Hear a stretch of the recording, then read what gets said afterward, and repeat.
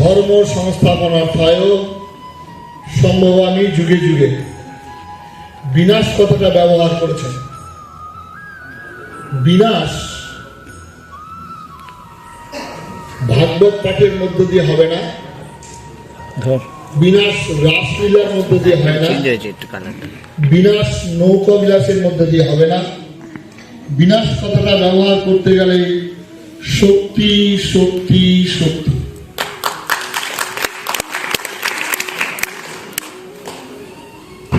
তাই আমাদের স্বামী বিবেকানন্দ বলেছেন, is what we want, strength strength strength, শক্তি শক্তি শক্তি। আমাদের আজকে বাংলার হৃদয় সম্রাট, হিন্দুর হৃদয় সম্রাট ডক্টর শ্যামাপ্রসাদ মুখার্জি আমাদের মধ্যে একজন গোপাল পাঠা আসতে হবে। আমাদের গতকালকে একটা প্রোগ্রাম হয়েছিল যাদবপুর থানার পাশে মাস্টারদা সূর্য সেনের নামাঙ্কিত হল ঘরে। দয়া করে অনুরোধ করব, আপনারা যে কজন আছেন ভবিষ্যৎ প্রজন্মের যেসব ছেলে মেয়েরা আছে আপনাদের বাড়িতে, তাদেরকে সঙ্গে করে নিয়ে সেই হলটায় যান। একবার দেখবেন কিভাবে বলছিলেন বিষ্ণুদা, আন্দামান জেলে যে তালিকা আছে সেই তালিকার মধ্যে 66 জন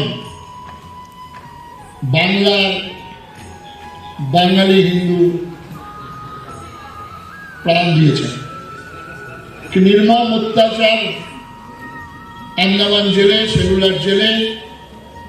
যারা বলেন আমাদের উভয় সম্প্রদায় আত্মত্যাগে দেশ স্বাধীন হয়েছে, মিথ্যা। ভারত মাকে তারা মাতৃভূমি, পুণ্যভূমি, তীর্থভূমি বলে স্বীকার করেনি। নাপাক ভূমি আর পাক ভূমি বলে বিভাজিত হয়েছিল। যে ধর্মগ্রন্থে বিশ্বাসী এবং অবিশ্বাসী, এই নীতির জন্য দেশ বিভাজন হয়েছিল। সুতরাং আজকে আমাদের প্রত্যেকে 1930 সালে বাংলার তদানীন্তনকালে যে আন্দোলন হয়েছিল, 1930 সালের পর আমাদের বাঁচার পর জিষ্ণুবাবু প্রতিরোধের কথা বলেছেন, প্রতিবাদের কথা বলেছেন। আমি তার পরের যোগটা বলছি প্রতিশোধ। এটা যদি তারা করতে পারবেন তাহলে সব বিচার হয়ে যাবে। মা কালীর সামনে বলি হয়, নৈব অশ্ব নৈব গজ নৈব নৈব ব্যাঘ্রম অজাপুত্রম বলি প্রদত্তয় দেব দুর্বলম ঘাতম। ঠিক, মা কালীর সামনে বলি হয় পাঠার আর ভেড়া। কোন জায়গায় বাঘের আর সিংহের বলি হয় না। তাই যে কজন আছি আমরা প্রত্যেকে সংকল্প করব, প্রতিজ্ঞা করব। স্মরণ করে দিয়েছেন আমাদের 26 সাল। প্রত্যেককে এক একজন গুরু গোবিন্দ সিং হতে হবে। গুরু গোবিন্দ সিং যে জাতির জন্য, যে সমাজের জন্য সর্বস্ব ত্যাগ, তার 2টি ছেলেকে প্রাচীরে গেঁথে মারা হলো। সেই গোবিন্দ সিংকে, গুরু গোবিন্দ সিংকে তার সমাজ তাড়িয়ে দিয়েছিল। নদীর ওপারে গিয়ে ঘাসের রুটি খেয়ে জীবনযাপন করছেন। একবারের জন্য তার সমাজকে, তার ধর্মের মানুষকে অভিশাপ দেননি। কারণ তার ভিতরে ছিল হিন্দুর রক্ত। 26 সালে একেবারে ইঙ্গিতে বক্তাগণ বলেছেন, হয়তো আমাদের মধ্যে অনেক রকম ভেদ আসবে, আমাদের মধ্যে অনেক রকম মানসিকতার কাজ করবে, তথাপি হিন্দু মনে করে হিন্দু রক্ত, হিন্দু ভাই। আমার বিবেকানন্দ বলছে তখনই তুমি হিন্দু যখন ওই নামটি উচ্চারণে তোমার মধ্যে বিদ্যুৎ প্রবাহ সঞ্চারিত হবে। সুতরাং 26 সালে সমস্ত রকম ভেদাভেদ ভুলে আমাদের একতাবদ্ধ হয়ে লড়াই, আর সেই লড়াইয়ে শুধু প্রতিবাদ প্রতিরোধ নয়, প্রতিশোধ কল্পে ঝাঁপিয়ে পড়ার জন্য আমাদেরকে প্রস্তুত হতে হবে। যে কজন বাঙালি আমরা আছি, আমাদেরকে এক একজন গোপাল পাঠার মতো এক একজন যুবক আমাদের প্রয়োজন। হিন্দু তুমি যদি বাঁচতে চাও, হিন্দু বলে পরিচয় দাও, এটাই হবে আমাদের শেষ বক্তব্য। আমি হিন্দু, হিন্দুর দাবি, হিন্দুর মান, হিন্দুর অধিকার এক তিল ছাড়িব না, করিলে অঙ্গীকার। শিরের বদলা শির, প্রতিজ্ঞা স্থির, এইটাই হবে আমাদের শেষ সংকল্প। এই লড়াই 26 সালে আজকে যেভাবে বাংলার ইতিহাসকে মুছে দেওয়ার চেষ্টা করেছেন পূর্ববঙ্গের ভাইরা, যারা এখানে এসেছিলেন তাদেরকে স্মরণ করিয়ে দেবেন। তারা তো বলেন গোয়াল ভরা গরু, আমার বাবা পূর্ববঙ্গের, আমিও পূর্ববঙ্গে গিয়েছি। গোয়াল ভরা গরু, গোলা ভরা ধান, কণ্ঠ ভরা গান, সব ভুলে গেলেন তারা। তাদেরকে স্মরণ করিয়ে দেবেন। যারা ভোট ভিখারি আসবে তাদেরকে বলবেন দ্রৌপদীর মতো রুদ্র সেনানী হয়ে লালিত চুলকে বিস্তারিত করে বলবেন, ভীষ্ম পঞ্চস্বামী ধীর ধীর দ্রোণাচার্য, তোমরা থাকতে আমাদের এখানে উলঙ্গ করার চেষ্টা করেছিল। কিসের জন্য পালিয়ে এসেছিলাম আমরা পূর্ববঙ্গ থেকে? 14 পুরুষের ভিটামাটি ছেড়ে শিয়াল কুকুরের মতো পালিয়ে আসতে হয়েছিল। স্মরণ করিয়ে দেবেন আপনারা। বলবেন সেদিন ওই জওহরলাল নেহরু যখন ওই লাল কেল্লায় লাল কার্পেটের উপর দিয়ে আলোর রোশনাই জ্বালিয়ে লেডি মাউন্ট ব্যাটেনের হাত ধরে হাসতে হাসতে উঠলেন, বক্তব্য রেখেছিলেন 1 ঘন্টা 45 মিনিট। একবার উচ্চারণ করেনি আমার হতভাগা পূর্ববঙ্গের বাঙালিদের আত্মত্যাগের কথা, একবার উচ্চারণ করেননি। সেই দলটিকে রেখে দেওয়া হলো এখানে 2 দশক ধরে। আমরা বাঙালি, আমরা বুদ্ধিজীবী, আমরা রাজনৈতিক সচেতন, তারপরে একটা দলকে আনা হলো। সেই দলটা কিভাবে ক্ষতি করেছেন? সর্বহারার মহান নেতা বাংলার বাঙালিদের সর্বস্ব হরণ করে কি সর্বনাশটা করেছেন, আমরা একবার চিন্তা করবেন না? একবার ভাববেন না? প্রত্যেক আজকে চিন্তা করুন কিভাবে মরিচঝাঁপি করেছিলেন, কিভাবে দণ্ডকারণ্য করেছিল, কিভাবে আন্দোলন। আজকে বাংলার একটা মাথা গোঁজার বাঙালির ঠাই হতো যদি এই দলটাকে আমরা 35 বছর যাবৎ রেখে কি সর্বনাশ করলাম প্রজন্মের পর প্রজন্ম। আমাদের শেখানো হলো ইনকলাব জিন্দাবাদ, ইনকলাব মাঝ ভাত, ইনকলাব জিন্দাবাদ স্লোগান দিয়ে দেশটা নাকি স্বাধীন হয়েছিল লাল পতাকা দিয়ে। প্রজন্মকে শোনাবেন দেশ স্বাধীন ইনকলাব বলে হয়নি। দেশ স্বাধীন হয়েছিল শ্রীমদ ভগবত গীতাকে বুকে আঁকড়ে ধরে। আর এই শ্রীমদ ভগবত গীতাকে আঁকড়ে ধরেছিল বলেই ওই সূর্য সেন হল্লায় যাবেন 18 বছর 14 বছর 15 বছরের ছেলেগুলো যারা বলেছিলেন হাসি হাসি করবো ফাঁসি দেখবে ভারতবাসী, একবার বিদায় দাও গো মা, ঘুরে আসি। মূর্তির মন্দির সকানো তলে কত প্রাণ হলো বলিদান। কারাগার দত্ত ঘুমাচ্ছে নাক ডেকে, তোমার ফাঁসির সময় হয়েছে 10:40, বলো তোমার কি প্রার্থনা? কারালাল দত্ত বলছে আমার আর কোনো প্রার্থনা নেই, একটু শ্রীমদ ভগবত গীতাটা দিন। বুকে নিয়ে বাসাংশী জীর্ণানি যথা বিহায় বলে শ্লোকটা আবৃত্তি করছেন। বলছেন প্রয়োহাতি যদা কামান সর্বান পার্থ মনোগতান বলে হাসি কাষ্টটা দড়িটা নিজের গলায় পড়ে নিলেন। এই বাংলা পাপ বলছিলেন, পাপের কথা। পাপ নেতাজি সুভাষ সেখানে হলো সুতা কেটে অহিংসা ধর্ম নিয়ে আমাদের দেশটা স্বাধীন হয়েছিল। তাকে সবাই আমরা বললাম, লেখা হলো মহাত্মা গান্ধী। কোন দুঃখে তিনি জাতির জনক হবেন? জাতির জনক তো হবেন আমাদের ভগবান রামচন্দ্র, জাতির জনক। কি হবে নেতাজি সুভাষের প্রতি অন্যায় অবিচার?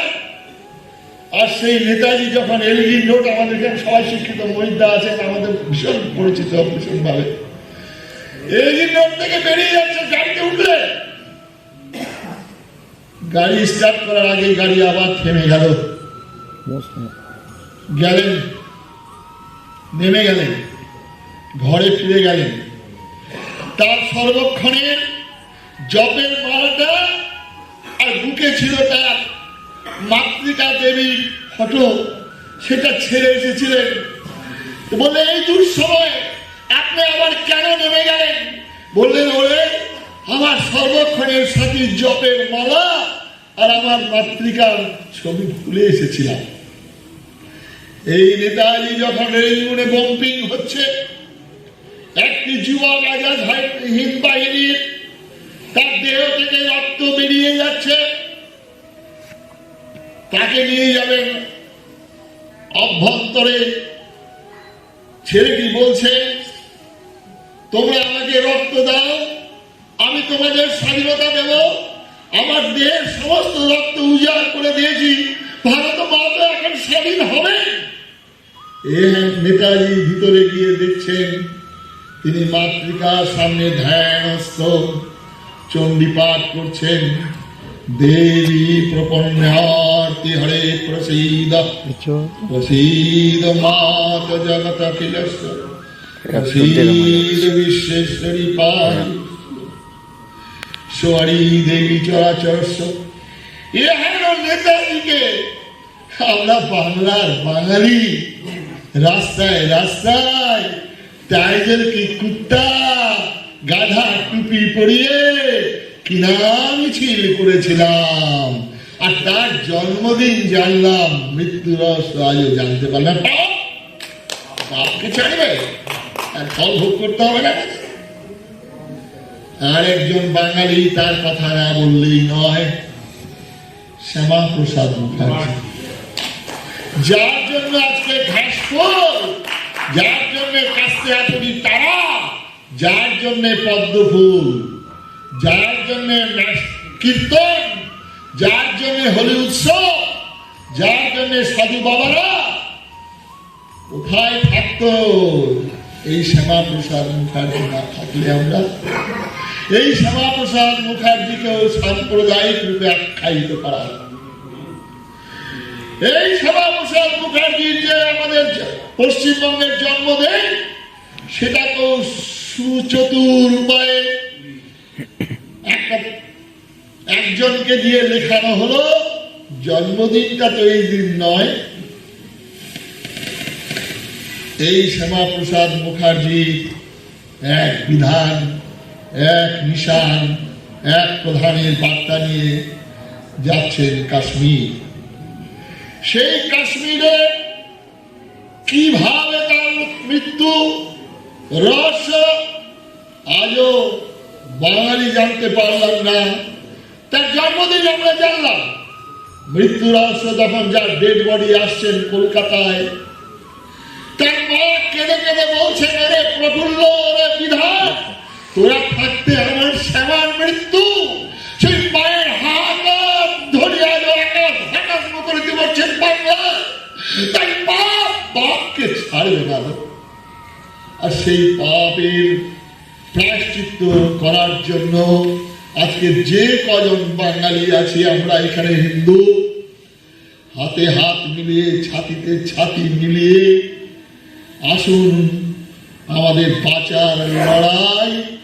আর পথ নেই, পথ গুরু গোবিন্দ সিং, রাণা প্রতাপ, শিবাজীরা করে গেছেন, সেই পথ ধরেই চলা।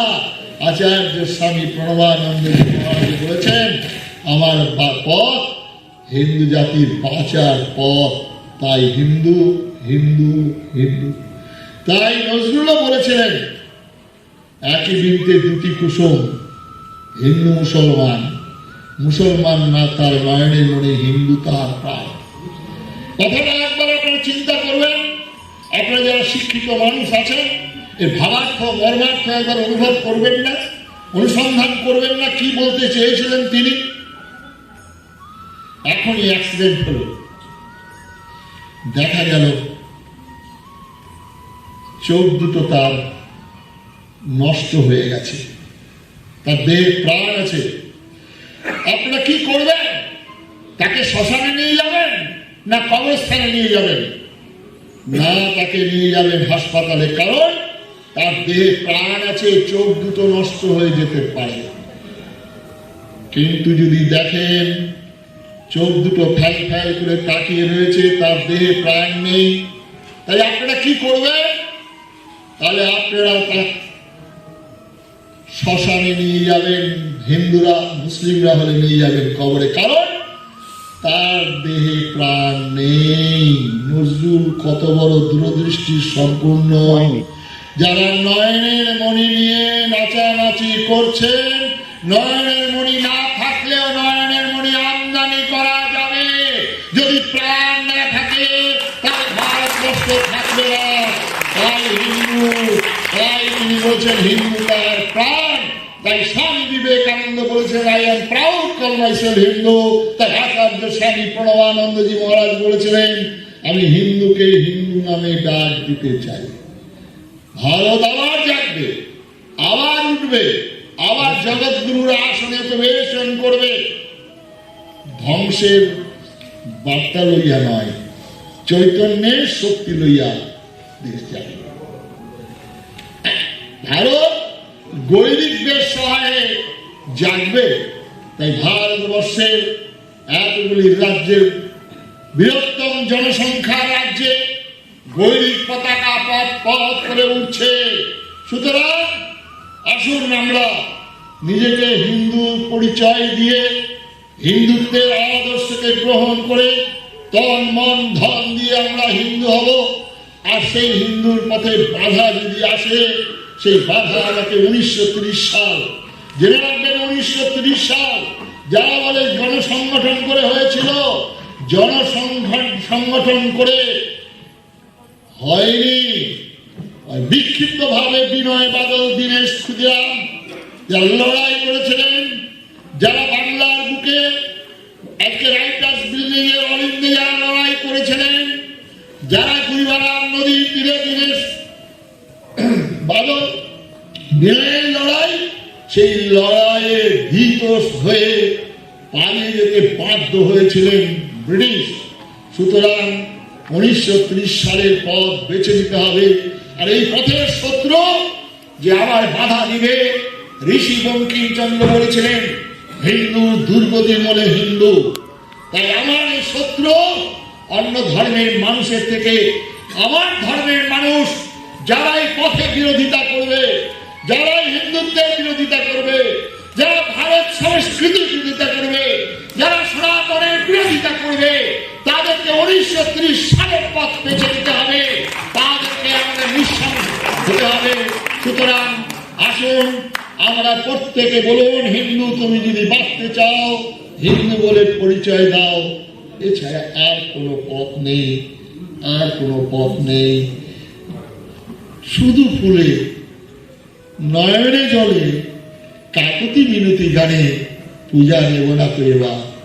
সংকল্প করিতে হইবে সুরমদিবার, তবে হবে বিশ্বকালে বাঁচিবার চির অধিকার। রবীন্দ্রনাথের সেই বার্তায় আমাদের শেষ বার্তা। নারীরা চারিদিকে ফেলেছে বিষাক্ত নিঃশ্বাস, শান্তির ললিত বাণী শুনাইবেন ব্যর্থ পরিহার।